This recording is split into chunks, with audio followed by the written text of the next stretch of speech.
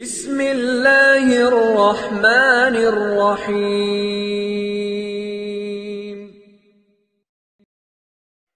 اعوذ باللہ من الشیطان الرجیم، بسم اللہ الرحمن الرحیم۔ لقد جاءکم رسول من انفسکم عزیز علیہ ما عنتم حریص علیکم بالمؤمنین رؤوف رحیم۔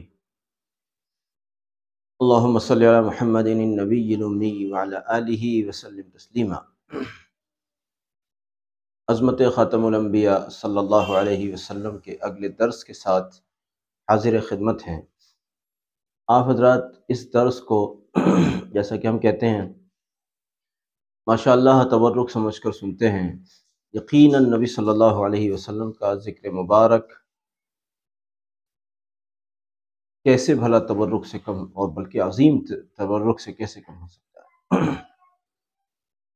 پچھلے 2 دن سے یہ درس آ نہیں سکا، لیکن خیر بہرحال اب اللہ کی توفیق رہے گی تو انشاءاللہ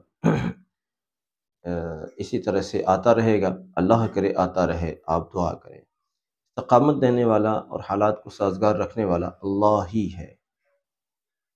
خیر بہرحال اللہ ہی سے مانگتے ہیں دعا، اور اللہ ہی سے مانگتے ہیں فتنہ و فساد کی مصیبت سے نجات۔ بات چل رہی تھی کہ حضرت عمر فاروق رضی اللہ عنہ ایمان لائے تو مسلمانوں کو بڑی تقویت ملی۔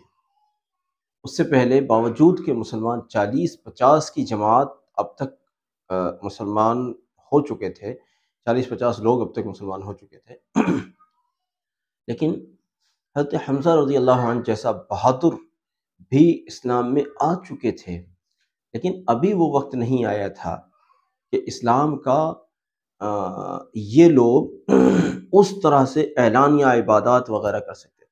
ابھی وہ وقت نہیں آیا تھا۔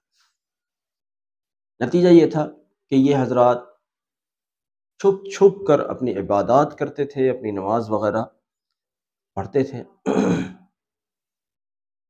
جب حضرت عمر فاروق رضی اللہ عنہ ایمان لائے تو حضرت عمر فاروق رضی اللہ عنہ نے یہ بیڑا اٹھا لیا کہ ہم انشاءاللہ حرم میں نماز پڑھیں گے۔ مطلب ان کا یہ تھا کہ کیا دین اسلام دین حق نہیں ہے؟ کہ ہاں بے شک دین حق ہے، کہ جب دین حق ہے تو پھر آخر یہ کیا بات ہے کہ باطل کھلے عام گھومے اور حق چھپا رہے۔ انہوں نے کہا کہ نہیں ہو سکتا ایسا کہ ہم چھپ کر اسلامی ارکان و احکام کو ادا کریں، بلکہ انشاءاللہ اعلانیہ عبادت کریں گے۔ تو حضرت عمر فاروق رضی اللہ عنہ نے پہلے دن ہی، جب وہ اسلام لائے، پہلے دن ہی کھلے عام نماز پڑھی، حرم میں جا کر پڑھی، ان کے ساتھ صحابہ رضی اللہ عنہم نے بھی پڑھی۔ حضرت عبداللہ ابن مسعود رضی اللہ عنہ نے بھی اس کا ذکر کیا ہے۔ وہ کہتے ہیں کہ جب عمر اسلام لائے تو قریش سے لڑے۔ ظاہر بات ہے بغیر لڑے تو گزارا ہو ہی نہیں سکتا تھا نا۔ جہاں جن کا قبضہ ہوتا ہے، چاہے وہ صحیح لوگ ہوں یا خراب لوگ ہوں، وہ مسئلہ الگ رہا، لیکن اب ان کا قبضہ تھا، صدیوں سے چلا آتا تھا۔ وہ کیسے اس کو برداشت کر سکتے تھے کہ یہاں کسی دوسرے مذہب کے طور طریقے یہاں داخل ہوں؟ وہ اس کو کیسے برداشت کر سکتے تھے؟ لہذا جب حضرت عمر فاروق رضی اللہ عنہ نے ارادہ بنایا حرم شریف میں نماز پڑھنے کا، خانہ کعبہ میں نماز پڑھنے کا، تو ظاہر ہے کہ پھر قریش سے پنگا تو ہونا ہی تھا۔ اس کو حضرت عبداللہ ابن عمر رضی اللہ عنہ فرماتے ہیں کہ جب عمر اسلام لائے تو قریش سے لڑے، یہاں تک کہ کعبے میں نماز پڑھی اور ان کے ساتھ ہم لوگوں نے بھی پڑھی۔ کیسی مزے کی بات ہے! صحابہ کی جماعت نے پہلے دن کعبہ میں نماز پڑھی، جبکہ کعبہ شریف میں محفوظ طریقے سے داخل ہونے کی بھی ان کے لیے کوئی یقین ہی نہیں تھا کہ یہ محفوظ طریقے پر کعبے میں داخل ہو سکے۔ انہوں نے تو ان کا ایک طرح سے ایک کہیے کہ ایک معاشرتی بائیکاٹ کیا ہوا تھا نا۔ ان کی تو نگاہ میں چبھتے تھے یہ لوگ کہ یہ کون لوگ ہیں اور یہ کیا نیا دین فلاں فلاں فلاں۔ تو اب ان کو خانہ کعبہ میں داخل ہونے کی اجازت وہ کیسے دیتے؟ یہ عمر تھے۔ خیر بہرحال اب حضرت عمر رضی اللہ عنہ ظاہر بات ہے کہ بہادر ہونے کے اعتبار سے اکیلے تھے، مانا کہ حضرت حمزہ رضی اللہ عنہ ساتھ ہو چکے تھے، اور جو دوسرے حضرات بھی تھے بہادر تو سبھی تھے، کیونکہ بزدلی تو امت مسلمہ میں ہمیشہ سے عیب سمجھی گئی ہے، اور آج تو پھر بھی ہوتا ہے، لیکن اس دور میں تو بزدلی کو تو بہت سخت والا عیب سمجھتے تھے، تو وہاں بزدلی کا تو مطلب ہی نہیں تھا، تو بہادر تو سب تھے لیکن حضرت عمر فاروق رضی اللہ عنہ کی بہادری کچھ اور بات تھی۔ لیکن حضرت عمر فاروق رضی اللہ عنہ ظاہری طور پر ان سے لڑ رہے ہیں، مان لیجئے اکیلے، کیونکہ ابھی صحابہ کو اس کی اجازت نہیں ملی تھی کہ آپ بھی جا کر لڑائی کرو، نہیں، اس کی اجازت نہیں ملی تھی،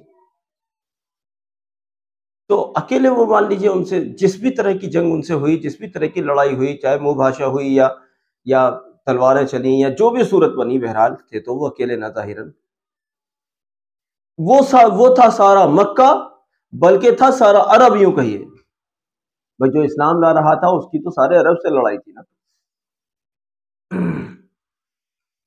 اب اکیلے بہادر کیا کام کرتے ہیں اتنے سارے لوگوں کے سامنے، لیکن اس کے باوجود دیکھو کتنی بڑی قربانی ہے، اس کے باوجود کہ سارا قریش ایک طرف ہے، اس کے باوجود کہ سارا مکہ ایک طرف ہے، اس کے باوجود کہ سارا عرب ایک طرف ہے، بلکہ ساری دنیا اپنی جگہ ہے، اور عمر فاروق رضی اللہ عنہ کی ہمت اور ان کا حوصلہ ایک طرف ہے، اور انہوں نے یہ سوچ لیا کہ نماز تو خانہ کعبہ میں ہی ہوگی، اور ہوئی۔ جب آپ کے قدم ثابت ہوتے ہیں نا، پھر اللہ کی مدد آتی ہے، جب آپ کہتے ہیں نا ہمت مرداں مدد خدا، حضرت عمر فاروق رضی اللہ عنہ کے اندر ہمت تھی، حوصلہ تھا، بہادری تھی، تو اللہ کے فضل سے اپنے مقصد میں کامیاب ہوئے۔ جھگڑا جب ہو رہا تھا تو قریش چاہتے تھے حضرت عمر فاروق رضی اللہ عنہ پر غالب آنا، تو اس جھگڑے کے درمیان میں عاص ابن وائل وہاں اس کا آنا وہاں سے ہوا، اس نے کہا بھئی کیا بات ہے، کس چیز کا جھگڑا ہے؟ کہتے ہیں کہ عمر نے اسلام قبول کر لیا ہے۔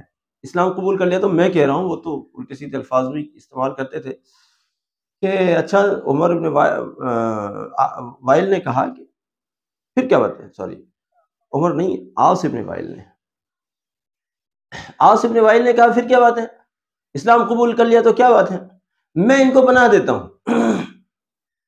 اب یہ بات اتنی بڑی ہو گئی کہ عرب کے اندر یہ بڑی بات تھی کہ اگر کوئی شخص کسی کو اگر پناہ دے دے تو پھر اس کو کوئی چھیڑتا نہیں تھا، کیونکہ اب کیا ہوا، کیا صورت بنی، ایک طرف تو حضرت عمر فاروق رضی اللہ عنہ جیسا بہادر، جن پر ان کو قابو ہو ہی نہیں رہا تھا، اکیلے آدمی پر قابو نہیں ہو رہا تھا، دوسری طرف اگر لڑائی آگے بڑھتی ہے تو حضرت عمر فاروق رضی اللہ عنہ کا قبیلہ ان کی حمایت میں آ جائے گا، ان کے خاندان کے لوگ آ جائیں گے، اگر وہ قریش تھے تو قریش میں بھی تو پھر بہت سارے خاندان تھے نا، اس طرح سے ان کا خاندان آ جائے گا۔ ابھی تو چلیے حضرت عمر رضی اللہ عنہ اور ان کے خاندان کی بات تھی، اب یہ عاص ابن وائل بھی آ گیا، اب اگر عمر کو چھیڑتے ہیں تو اب اس سے بھی لڑنا پڑے گا، اور اس سے لڑتے ہیں تو پھر اس کا خاندان بھی آ جائے گا، تو پھر وہ دو خاندان جمع ہو جائیں گے، اور ادھر جو ہے ایک کچھ تو خون ہو جائے گا۔ اب کیا کر سکتے تھے، وہ کر لو جو کرنا ہے۔ حضرت عمر رضی اللہ عنہ اب گویا کہ پہلے سے بھی غالب تھے، اور اب تو مزید اللہ کی مدد ہی آ گئی ہے، سمجھیے۔ اب کون روک سکتا تھا ان کے قدموں کو کہ یہ خانہ کعبہ میں نماز پڑھنے جا رہے ہیں، بھلا انہیں کون روک سکتا تھا؟ یہ تھے جی حضرت عمر رضی اللہ عنہ جو دین میں داخل ہوئے تو دین میں ناصر بن کر داخل ہوئے، یہ سمجھ لیجیے، دین کی فتح تھی، دین کی نصرت تھی ان کا ایمان۔ اللہ رب العزت کا فضل ہوا، ایسے پھر دھیرے دھیرے سلسلہ تبلیغ بھی اور دین کی قبولیت اور مقبولیت بھی بڑھتی ہی چلی گئی، جو کہ آیا بھی دین بڑھنے ہی کے لیے تھا، بلکہ غالب ہونے کے لیے آیا ہے۔ تو بہرحال آپ ہمارے ساتھ اس سلسلے میں جڑے رہیں۔ اللہ رب العزت نبی صلی اللہ علیہ وسلم اور آپ صلی اللہ علیہ وسلم کے صحابہ رضی اللہ عنہم کے مبارک ذکر کی برکت سے ہماری دنیا اور آخرت کو سعید بنائے، اور ہر فتنہ و فساد سے ہم سب کو اور ساری امت مسلمہ کو محفوظ رکھے۔ جزاک اللہ۔ السلام علیکم ورحمۃ اللہ وبرکاتہ۔